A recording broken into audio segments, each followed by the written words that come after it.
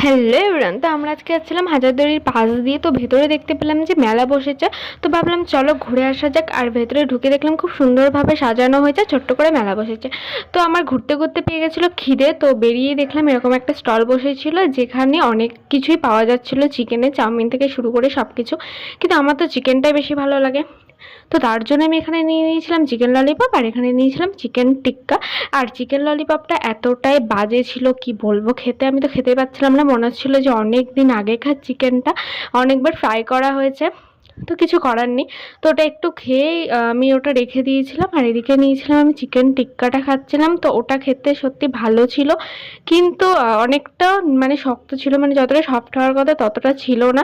তো যাই হোক, টাকা দিয়ে কিনেছি, খেতে তো হবেই, তো তার জন্য আমি এখানে খেয়ে নিচ্ছিলাম।